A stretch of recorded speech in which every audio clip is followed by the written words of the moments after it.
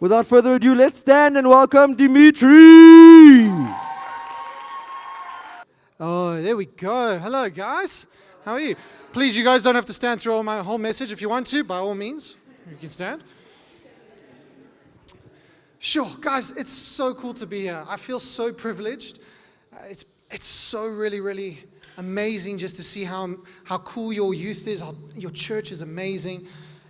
And how cool is this series? This series is amazing. I think Pastor Jay 2 weeks ago spoke about defining the different types of families and how to love each other and your families. And last week, I think Jacob spoke about families that fight. And this week, I'm so excited. We're going to be speaking about our mental health and how our family and God really fit into this chaotic picture. I wanted to start off with a story because I really love stories. Stories are really cool to bring a whole picture into play. So a couple of weeks ago, my brother and I, we went down to Hermanus, and the one day, it was so beautiful. So we decided, let's go for a walk. So we went for a walk around the beach side, and we came across this rock formation, and it was going straight into the sea, and it was massive. So we thought, as the idiots that we are, let's go as far in as we possibly can. So we went all the way to the edge, and we realized these waves at the edge of this massive rock are incredibly huge. My brother decided to turn around and leave me alone, and I sat at the edge, and I just saw these waves coming in and out and in and out. And the one wave, it just went back. And I'm sitting here and I'm thinking, should I move? And I think to myself, no, should be fine. It's still small. It's still small. 5 seconds into saying this or thinking this, the wave gets bigger and bigger and bigger, and all I'm thinking is, crap, I need to run. So I get up, I run, and I realize that while I'm trying to run, my feet are going to slip. And if I keep running, I'm going to fall off the rock side and into the ocean. So my only option is to stand still, put my feet in, and just face whatever comes at me. So I do that. I dig my feet in, I turn and face this wave, and I just close my eyes, and then suddenly this huge wave comes down onto me, and it's so heavy. It's incredibly heavy. And I just feel like it's pushing me down to the ground, and it's about to drag me out into the sea.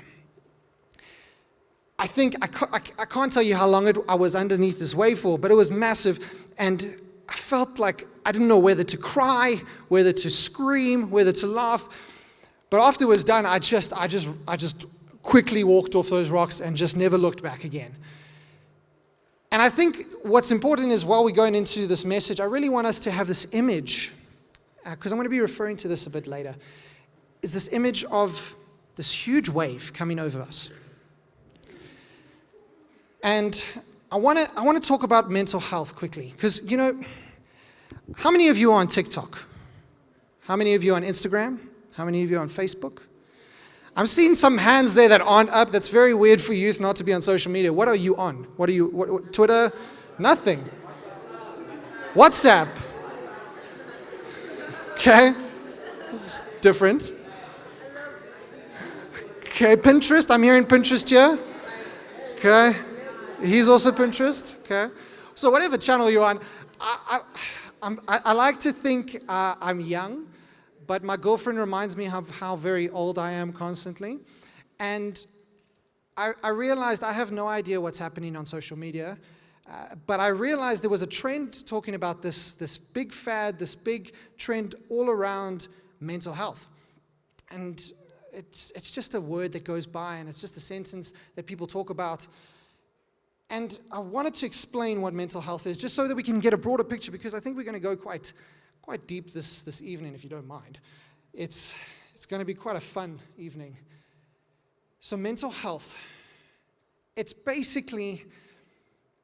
like looking at the world around you. The way you look at the world around you defines your overall health.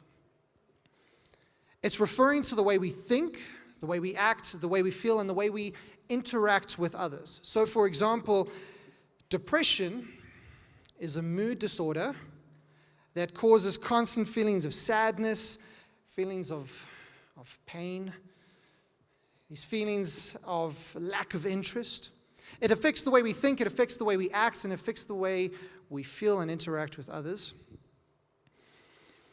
And this is so important because we need to remember that in this, when we define mental health, we're talking about the way we think, the way we act, feel, and interact with others. I want to go to the first Bible verse, and the first Bible verse is Proverbs 4, verse 23. And it says there, I'm reading from a different one, but let's read this one. It says, guard your heart above all else, for it determines the course of your life. Protect your heart because everything that goes through your heart will determine how your future comes into play. The one verse that I've got here, it's a different version. It says, be careful what you think because your thoughts run your life. Be careful what you think because your thoughts run your life. This is such a powerful verse because what it's basically alluding to is your thoughts become your actions become your habits, and then your habits become what you think. And then it starts all over again. And then you get stuck in this horrible, painful cycle, and it's just a never-ending loop. And I feel the one way that we can beat this is to actually figure out how it works, how this all makes sense, how this plays out, because if we know how something works, we can deal with it. So let me tell you another story quickly. I hate cars. Cars scare me. Same, right? Cars, I have no idea what is going on in a car. I have no idea what the engine's parts, things, I can't name anything. I really, really suck when it comes to cars. And the one day I was driving down this road, and my car just made a huge revving noise. And for some reason, the clutch or the thing that puts the car in gear just broke. And now you can imagine I'm rolling down this hill, not knowing what is going on, and it just keeps going. But luckily, there's this piece of land on the side, and I'm able to turn my car and park there. Now I'm behind this steering wheel. I watch a lot of movies where the male gets out the car, opens up the bonnet sprays air, his hair moves everywhere, and he looks in and he does something, closes the bonnet, starts the car, and it goes off. I thought I could do that. I could do that. It took me 40 minutes to find how to open up the bonnet. And I kid you not, it was 40 minutes. I timed it because I was in a rush. 40 minutes to find how to open up this damn hood. Once I found it, I went to the front, I opened up the bonnet, no air came through, nothing dramatic happened. I looked in, clueless, absolutely clueless, had no idea what I was looking at. All it looked like was metal. I can't tell you what was what. But because I'm on a busy road, you need to imagine this. I'm on a busy road. These cars are flying past. People are looking at me. I'm pretending like I know what I'm doing. So I quickly run to the back of my car, and I get out the lifty thingy. What is that thing called? The what? The jack. You should be telling this story because I have no idea. Okay, so I get out this what? The jack. I get out Matthew, and I go to the side of my car, and I put it there, and for some unknown reason, I begin lifting my car, and it starts going sideways. I don't know how high it should go or high it shouldn't go, but all I know is from what I've seen in the movies, it should be able to fit me underneath, right? So, you know where this is going, okay? So, it's lifted just so enough that I can squeeze underneath. And I don't know what I'm going to look for. I don't know what I'm expecting. But I'm hoping that there's something broken underneath. And all I need to do is connect it for some miracle to happen. And it's like, there it is, right? I went underneath there. I looked up and I realized my car is really dirty. That's all I saw. I looked for about 5 minutes around, had no idea what I was looking at. Eventually I gave up. I phoned my dad. He called somebody. This guy spent a whole of 30 seconds opening up my bonnet. He knew exactly where it was. He opened it up, looked inside, put the thingy with the thingy, moved the something with the something, and it just worked. I have no idea what he did, but he knew exactly what he was doing, which was really, really annoying, because I think I did the same thing. But anyway, I think it's important for us to know something, especially tonight. We need to figure out the cause of our problem in order to deal with it. I'm a registered counselor, so in my studies, they teach us that in order to help somebody, you can't treat the symptoms. You can't treat somebody who's sick. You can't treat the cough. You have to treat what's causing the cough. You have to treat what's causing the pain from the person. So I think it's very important to realize that when we're sorting out this problem, it's not about us acting cool. It's not about us trying to pretend like we know what we're doing. Because let me be very, very, very honest with you. I'm 26 years old and I still have no clue what is going on. Okay? There is no way at 14 years old, even 10 years old, I thought I was the ish. I thought I knew everything. I was telling my mom what to do, my dad what to do. I got a lot of smacks, but I think we need to stop pretending like we've got everything together, like we've got everything planned, because we don't. I think there's a lot of people here tonight who are pretending to be people that they know they're not. Guys, I'm going to be very real tonight, so I'm so sorry. If you're pretending to act cool because you think it's cool, you're wrong. If you're pretending to be like the person next to you, that's stupid, because there can't be two people that are exactly the same. God made you completely different. So let's get down to this root quickly. I want to get down to this problem. I'm going to quickly explain something, and it's the psychology of how we work and how we get information and how we translate it. So we have 5 senses. We have sight, we have smell, we have taste, hearing, and we have touch. What happens is these senses feed information into our brain, and then our brain creates this automatic reaction. So for instance, if I touch a hot pot, the information goes into my brain, and it comes out as a reaction of pain. It's very simple. But what happens if we keep watching the same thing? If we keep hearing the same thing, if we keep saying the same thing over and over and over again, we keep reassuring these thoughts. So I have a little bit of an image. Just imagine next to me, right? There's these just a small amount of bricks. They're limited. It's not unlimited. There's a certain amount of bricks. You have 2 potential paths in front of you, and you have to lay down these bricks on one of the paths. Every time we think of something or do something, we can put a brick on the path. But we can't put it on both of them. It has to go on one. So for instance, I say to myself, I hate math. I put a brick down. I love English. I put it on the other path. I hate school, can't stand it. I hate carrying my books every day, all right? I hate my hair. I hate my eyes. I hate the way I look. And I hate my body. And eventually, at the end of all these constant reassurances, we formed this massive path. So what happens is, when we get this information, it goes into our brain, and there's no other path that we've made. This path here is sort of made, but it's not made. This path that we've really created is full. It's a clear path that we can go down. You're so amazing. You're so incredible. It goes into my brain.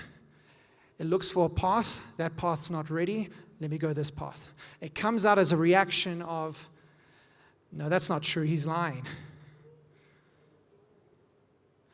You're so talented. Oh my gosh, you can sing so beautifully. Into the brain, over the one path.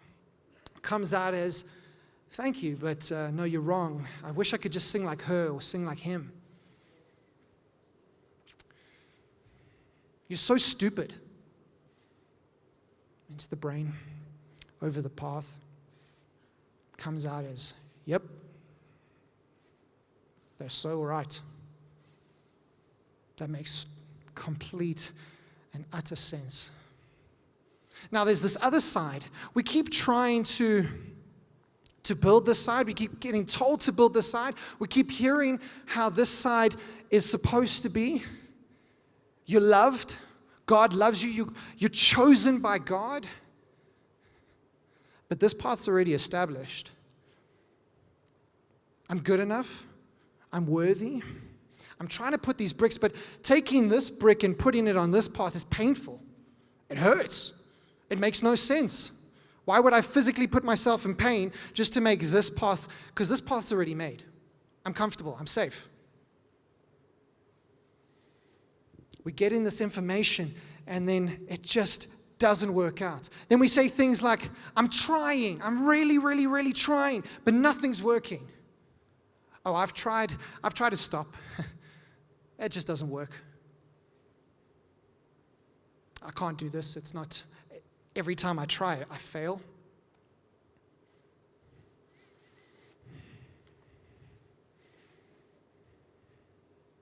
It feels like a lot of the time we are under this massive wave of pressure, especially the age that you guys are in is an incredible age because there's a lot of pressure for you guys. You have to know what you have to do next. You have to know what you have to study, what line of work you have to do, what your future is going to look like, how your children are going to be looking like, who's your future wife, who's your future husband. That's a lot of pressure. And by your age, I had already built this incredible path that I thought was the right path.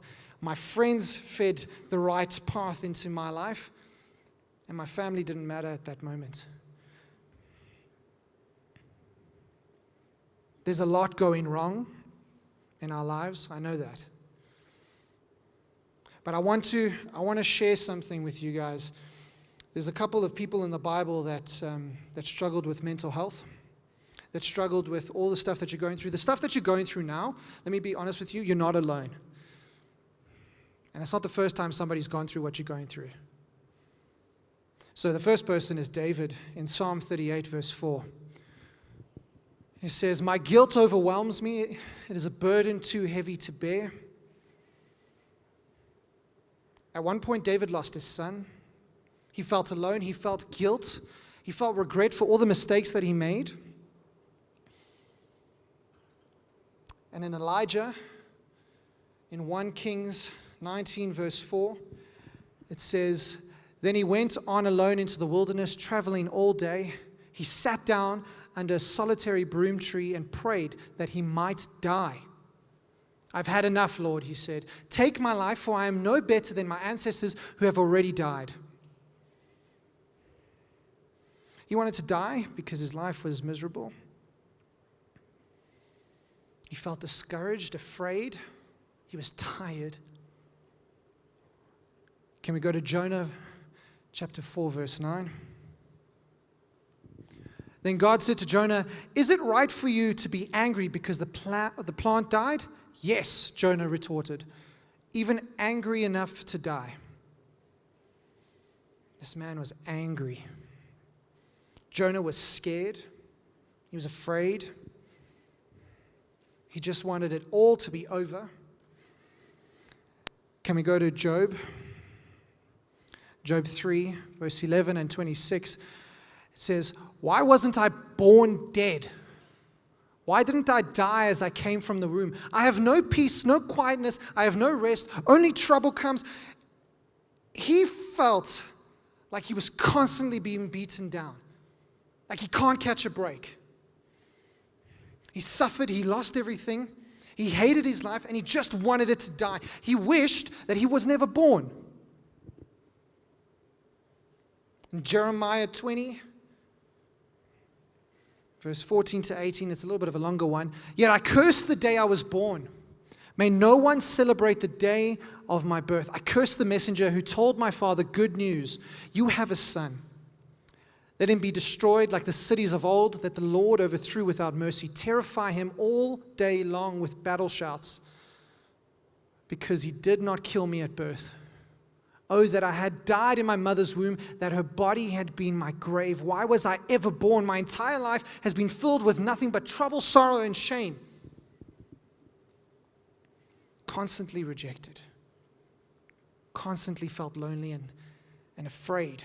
He dealt with a lot of failure. Most of his life, he had to face failure. Wow, is that what you heard? Out of all my sermon, that's what you heard. I did theater. Testing. We love theater. Theater's amazing. Okay, so where was I? Okay. I don't know the verse off by heart. I'm not super talented. But the main thing was Jesus went into the garden, and he went alone and he prayed. And he knelt down and he was weeping. He was crying to God, and he said, please just take this burden away from me. I don't want it anymore. He was scared. He felt afraid.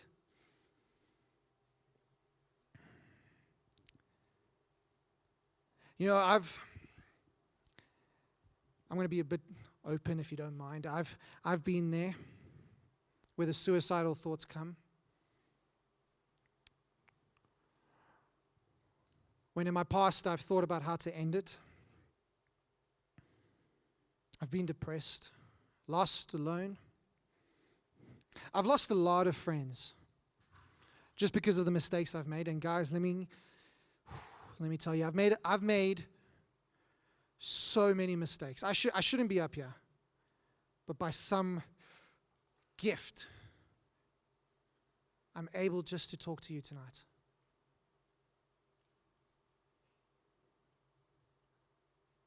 I think there's so many times in our lives where we feel like we're just drowning, where we're under this massive wave, where we feel like we've only got one path that we've made, and that's it, and there's no other choice.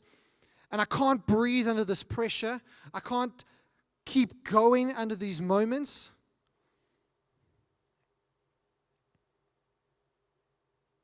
It just gets worse and worse and worse. And you can walk this journey by yourself. You can. Let me tell you, you definitely can. But you're going to end up a hell of a lot worse on the other side if you walked it alone than if you walked it with other people. In community psychology, they teach us that in order for someone to heal completely, you need to put them in a community. You need to put them with their family and their friends. Did you know that isolation creates a higher risk of a deterioration in your mental health? You're more likely to commit suicide, to face depression, to feel alone.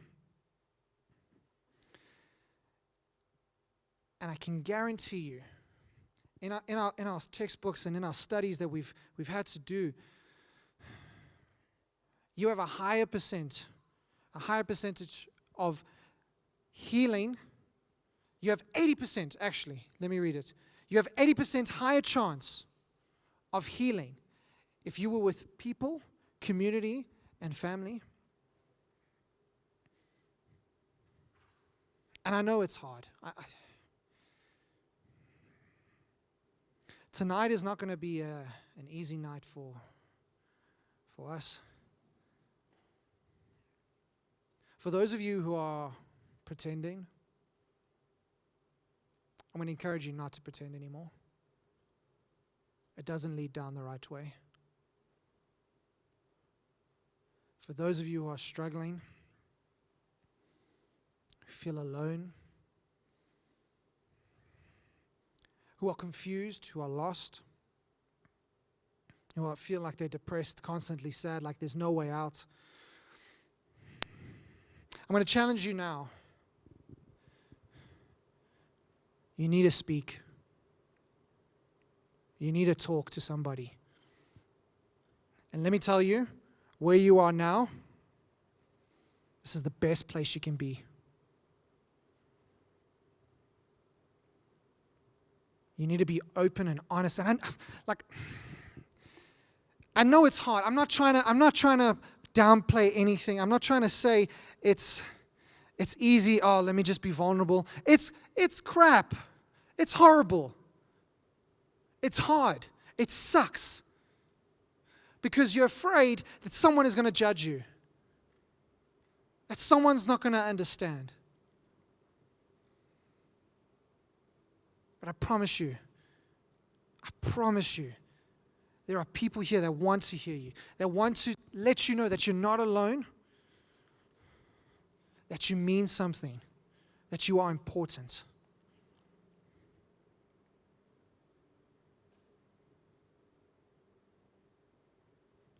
For those of us who are going to be listening or called to listen and help others, I'm going to ask you, please just listen. Don't give advice. 80% of the people that I've had to counsel over my life just want to be heard. They want to be known that they're important, that they're not judged.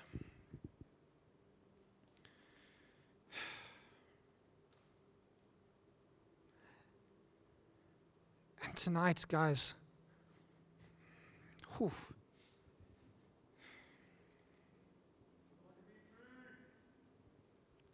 guys, when I was doing this sermon, I promise you I phoned everyone. Whew. Guys, you're so loved.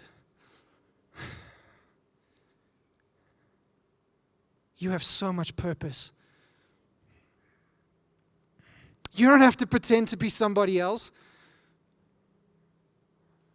You don't have to pretend to be okay, because I know it's not. Man, you guys are loved. You guys are meant for great things. There's a reason why you guys are here tonight. There is. Can I tell you something? Our thoughts and actions, whether they're bad, don't define who we are. You can still do bad things and think bad things and still be a good person.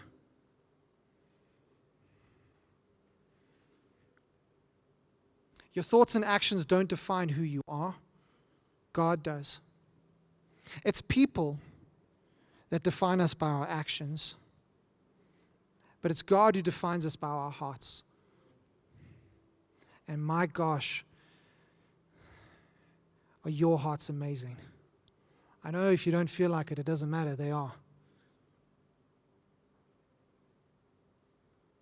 You're here tonight because God has heard your heart. God has heard what you're struggling with. Oof. And I feel your pain because I've been there. It sucks to feel alone, like there's no way out. I tried it alone, and guys, I ended up worse, making more mistakes. You don't have to do that. You really don't. You guys are amazing. Just watching you tonight, the fire in you. I look at every single one of you. And man, I freaking love you guys. And not like this fake love. Man, my heart is burning for you. I can see it when Jacob talks about you. Your leaders, they plan and they love you. They're here because they just want to make something out of you guys. There's going to be a time now. And I think let's just close our eyes quickly.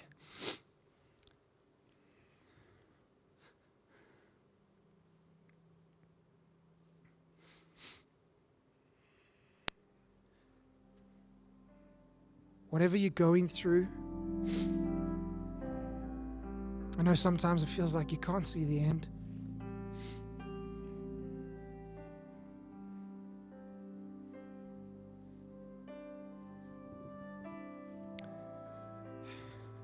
Tonight's your chance.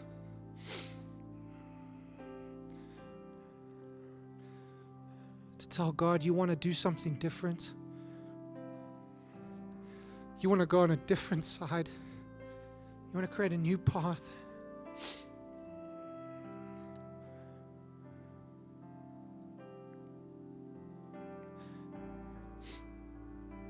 I'm going to ask you to be brave because this is the only time we can be brave.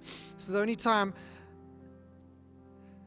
that there's not going to be judgment. I promise you, there's not going to be judgment tonight. There's not going to be hate. There's not going to be, how could you do this? How could you say this? How could you think this? None of that. It doesn't matter. What you've done doesn't matter in the past. It really, really doesn't. What you're thinking about doesn't matter.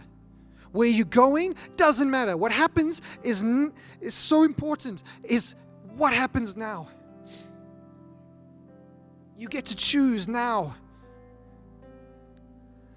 I want to ask the leaders, please everyone just keep your eyes closed. I don't want you to feel like someone is looking at you and judging you. If the leaders can just be ready. If you just want to talk, if you want somebody to pray over you, you don't even have to say anything. If you just want to just give up. If you're struggling, if you're sad, if you feel alone, whatever you're going through, whatever you feel like you've done, please put up your hand and try and just step out in faith tonight. I know it can be challenging. But there's people that care here. There's people that want to let you know that you're loved.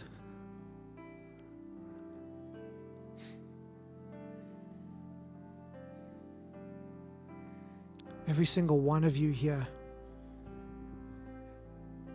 doesn't need to pretend to be somebody else. You don't need to act like you've got it all together.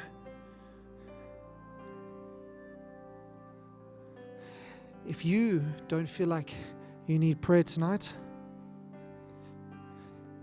can you go find somebody that's hand is up?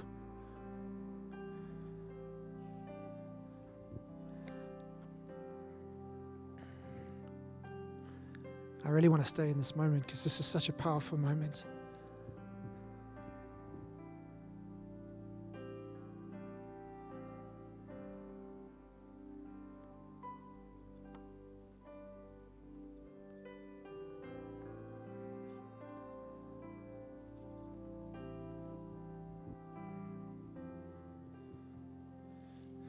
If there's somebody next to you that's struggling, please pray for them. Please just tell the person that you're praying for that they're not alone. That they're going to be okay.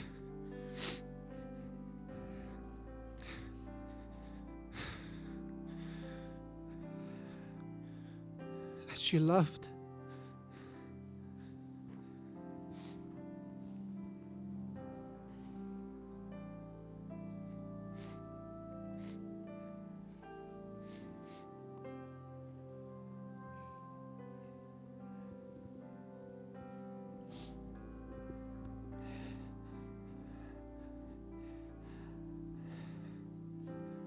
There's quite a few people with their hands up. I think we need to get to them.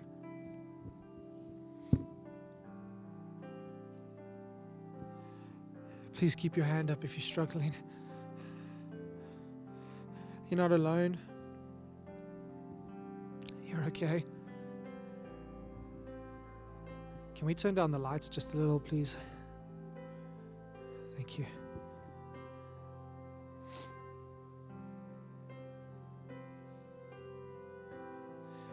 Can we put up the music just a little so people don't feel like afraid to speak?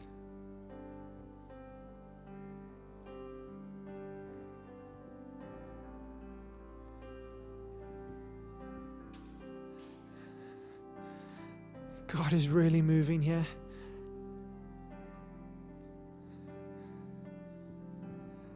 And now's the night where you change your life. Whether it's porn, whether you're thinking about suicide, whether you feel like you're a failure, whether you don't know who you are, whether you feel lonely, whether you feel like a failure, it all changes tonight. Tonight is your night where you realize that you're loved, that you have a purpose, that you're incredible.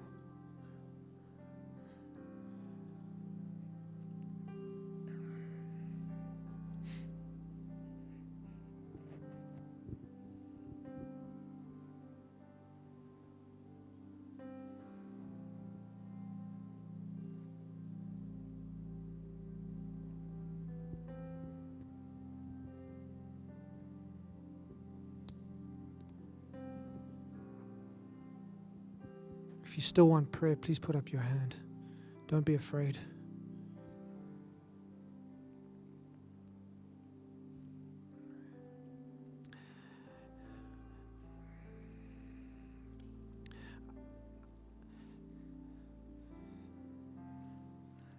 I think at this point, please stay in this space. I think for those of you who feel like you've had your moment and you don't want to continue, I think you're moving into small groups now, if I'm not mistaken. If you feel like you don't want to continue being in the space and you feel like you've dealt with it and you're happy and you want to just move forward, please start taking it. But please go slowly. Don't make a noise. Let's not break the space for the people that are still in this space.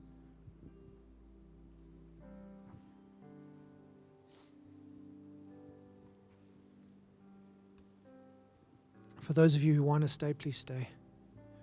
If there's somebody you want to talk to, just be in this space. Don't worry about what other people think.